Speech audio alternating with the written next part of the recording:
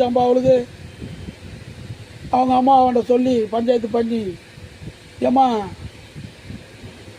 இந்த அடுப்படிக்கும் இப்போ கிச்சனுன்றாங்க, அப்போ எங்கள் காலத்தில் அடுப்படி, இந்த அடுப்படிக்கும் இந்த வராண்டாகும் இப்போ ஆளு கீழு போன்றானுங்க.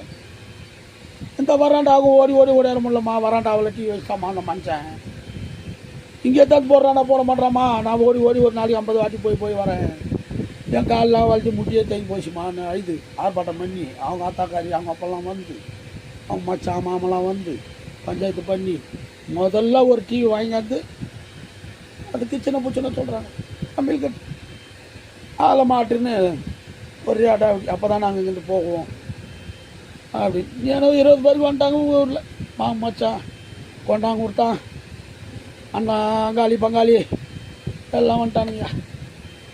இந்த 20 பேருக்கு ஒரு வேளை சாப்பாட்டுக்கு 5000 ஆகும்.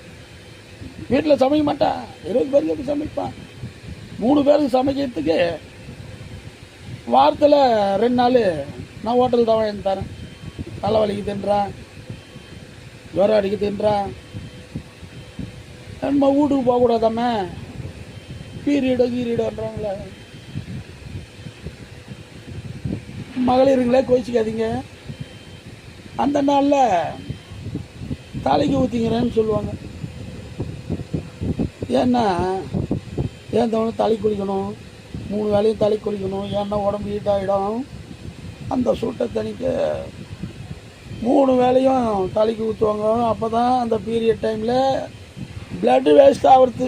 அதாகப்பட்டது ரத்தம் வீணாவதை தடுப்பதற்காக அந்த காலத்து என் பாட்டன் பூட்டன் அந்த ராஜா மந்திரி கவலாளி இவெல்லாம் சேர்த்து கண்டுபிடிச்சது.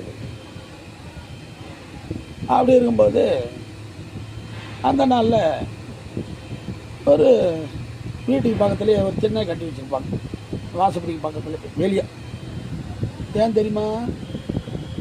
இதுமாரி வீட்டுக்கு போகக்கூடாது, காட்டுக்கு போகக்கூடாதுன்றாங்கல்ல. அப்போது அவள் உள்ளே 3 நாளைக்கு வரக்கூடாது. சரி, உள்ளே வரக்கூடாதுன்றியே, எப்படி சாப்பிட்றது?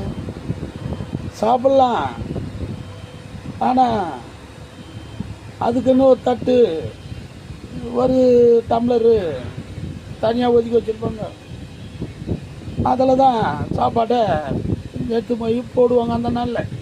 எப்படியே அவள் தட்டு இப்படி இருக்கும், இதுதான் தட்டு, இவ்வளோ ஹைட்டில் தூக்கி தான் சாப்பாட்டே போடுவாங்க. அந்த தட்டிலே படக்கூடாது, நம்ம கை தீட்டாயிடும்.